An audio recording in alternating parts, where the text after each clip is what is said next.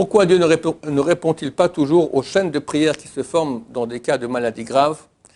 Malgré ces élans extraordinaires, certaines personnes meurent quand même. Comment continuer à prier pour la prochaine fois?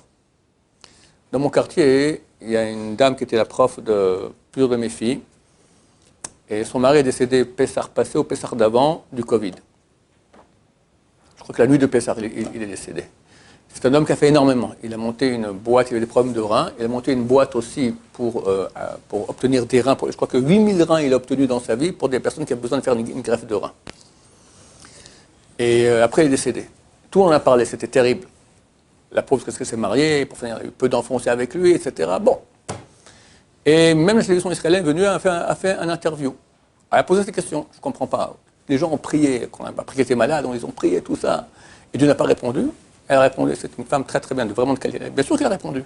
Il a répondu non. Hachem peut répondre non. C'est quand même Hachem, il sait ce qu'il fait. Chaque fois que tu pries, Dieu est obligé de t'écouter. Non, mais pour qui tu te prends? Il faut un peu baisser notre caquet, être un peu moins orgueilleux. On a prié. Ok, ça va. Mon cher Rabbeinu a prié 525 fois pour rentrer en Israël. Dieu lui a dit, ok, ça suffit, basta. Mon cher Rabbeinu, la prière aide. Des fois, elle sauve, des fois, elle ne sauve pas. Si elle n'a pas sauvé, elle n'est pas partie pour rien. Elle va aider d'autres personnes. Elle peut l'aider lui après la mort, dans des différentes situations. Elle peut monter son âme beaucoup. C'est certain que chaque prière aide. Est-ce que chaque fois que je prie, Dieu forcément est obligé d'exaucer? Je ne comprends pas. Quelqu'un, il a 120 ans, d'accord? Un vieux pépé de 120 ans. Maintenant, on va tous se mettre à prier pour qu'il vive encore. Allez, Dieu rajoute 130 ans. 130 ans, il commence à agoniser. Allez, on va tous prier, allez, 140 ans. Et alors comme ça, après 3000 ans encore, on va encore prier. Je ne comprends pas. Quoi, c'est un abracadabra, un truc magique, tu pries, ça marche. Ça marche, Dieu écoute, et il va voir, oui ou non. Alors, Abachoul m'a dit, il y a certaines maladies, il m'a dit, il voyait tout, lui. Hein. Il disait un mot, il y avait des gens qui étaient complètement métastasés, il n'y a plus que 2 semaines à vivre. Il avait dit, t'es guéri. Mais quoi là, t'es guéri. Il y a toutes les, on voit tous les tumeurs. Tu vois, Mali, là, elle est partie, plus rien.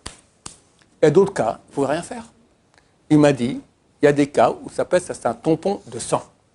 Il y a des fois un tampon de poterie, on peut casser. Des fois un tampon de sang, une signature de sang, on ne peut rien faire. Même lui qui faisait des miracles extraordinaires, il ne pouvait pas. D'accord? Quoi? On n'est pas le bon Dieu. Alors, Baruch Hashem, qu'on a un Dieu qui nous écoute. Et très souvent, la prière, elle sauve, mais pas toujours. On doit laisser ce privilège à Hashem de décider que des fois, on ne peut pas autrement. Pourquoi il a fait ça? Croyez-moi que Dieu sait mieux que nous ce qu'il faut faire, ce qui est bien pour la personne.